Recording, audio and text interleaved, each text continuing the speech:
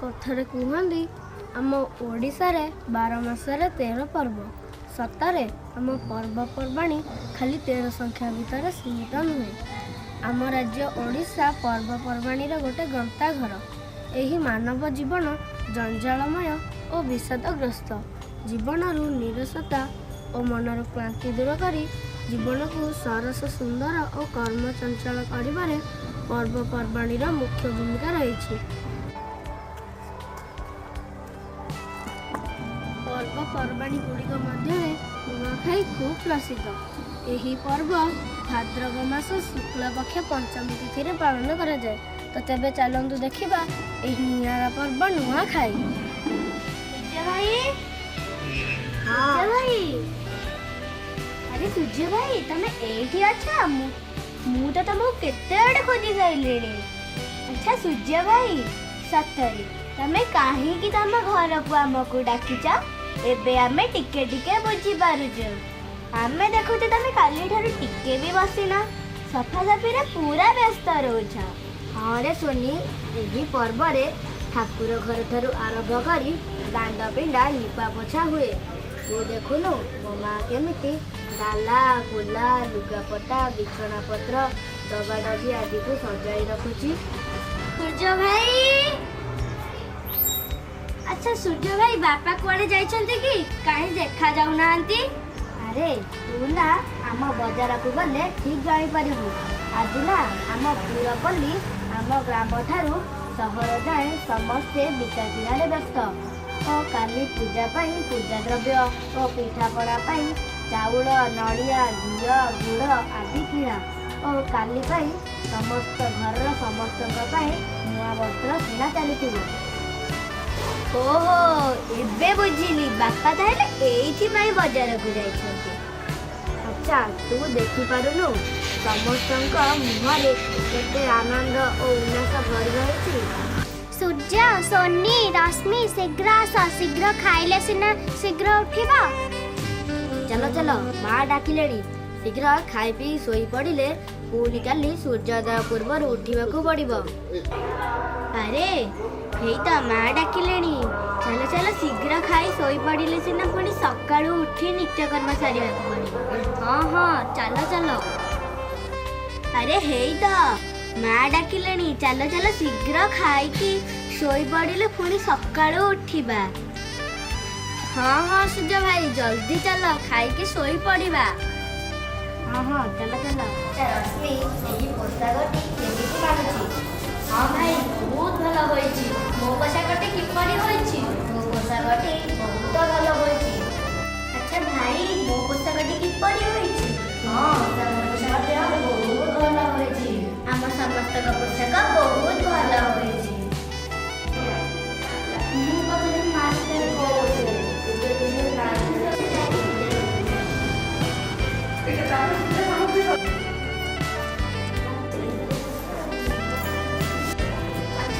भाई माँ सेठारे कौन करुचंती? माँ परा पूजा सामग्री सजाउछंती आ बापा परा आम घरर मुख्य से परा पूजा रे बसिलानी। चलो आमे मने मते जाई सेही पूजा रे बसिबा। हौ चलो।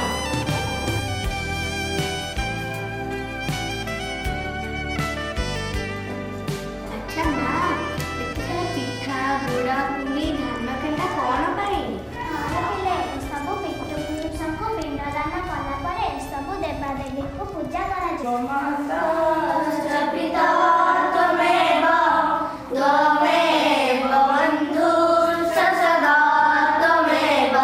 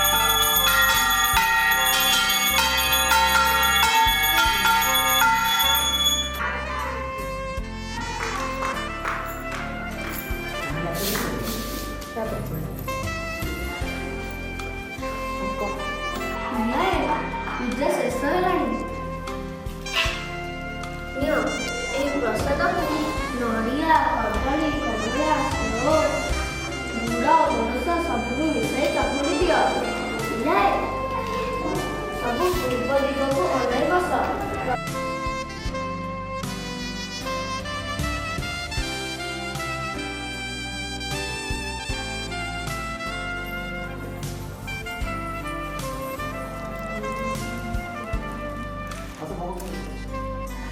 ସୂର୍ଯ୍ୟ ଭାଇ ଆଜି ପୂର୍ବ ଦିଗକୁ ଅନାଇ କାହିଁକି ବସିବା? ଏହା ହେଉଛି ଆମର ପରମ୍ପରା। ଏହା ହେଉଛି ଏହି ପର୍ବର ବିଧି।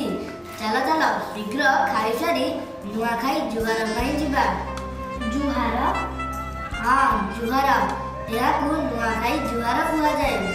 ପିଲାମାନେ ତମେମାନେ ସବୁ ଭୋଗ ଖାଅ, ମୁଁ ଆଉ ଖାଇବା ଆଣୁଛି। ସୂର୍ଯ୍ୟ ଭାଇ ପୁଣି କ'ଣ ଖାଇବା?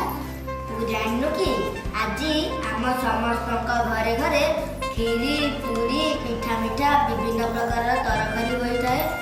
ଚାଲ ଚାଲ ଶୀଘ୍ର ଖାଇସାରି ଗୁରୁଜନ ମାନଙ୍କୁ ମୁଣ୍ଡିଆ ଜୁହାର ମାରିବା ପାଇଁ ଯିବା।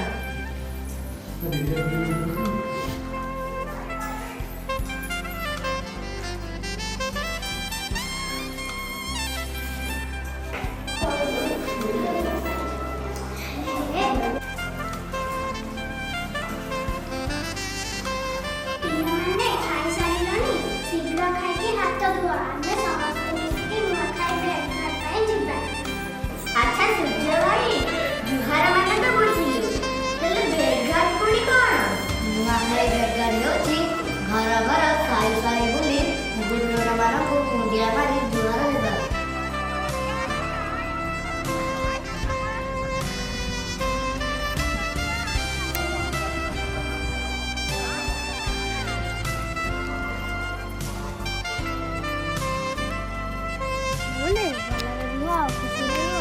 ଚାଲ ଏବେ ଆମେ ଗାଁକୁ ଯିବା।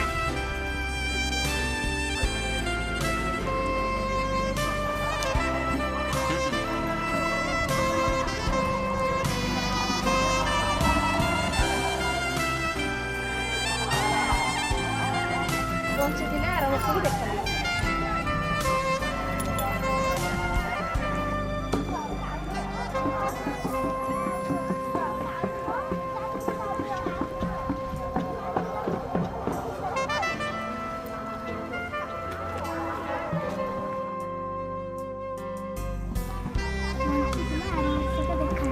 ଆଚ୍ଛା ସୂର୍ଯ୍ୟ ଭାଇ, ତାପରେ କ'ଣ କରିବା?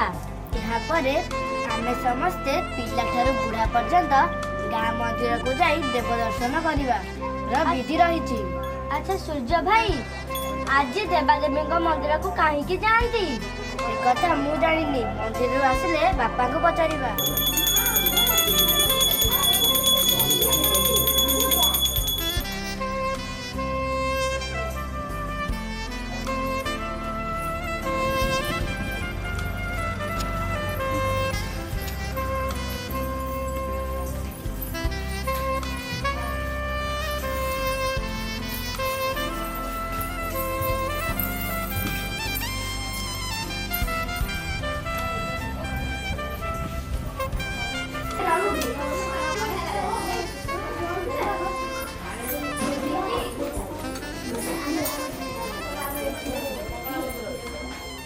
ବାପା, ହଁ ପିଲାମାନେ, ବାପା ଆଜି ଦେବାଦେବୀଙ୍କ ମନ୍ଦିରକୁ କାହିଁକି ଯାଆନ୍ତି?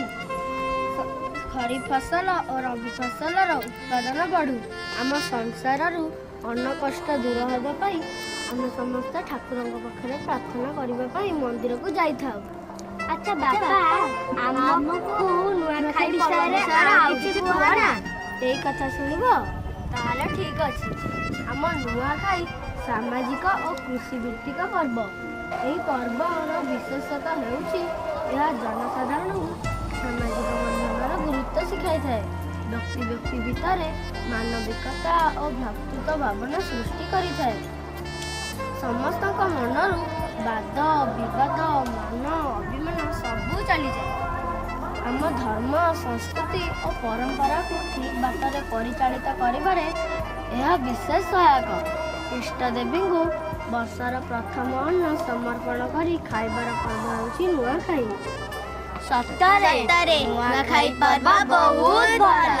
ଦିଦି, ସୂର୍ଯ୍ୟ ଭାଇ, ରଶ୍ମି ଭାଇ, ଆଲୋ ସମ୍ପୂର୍ଣ୍ଣା, ସତରେ କି ବେଶ?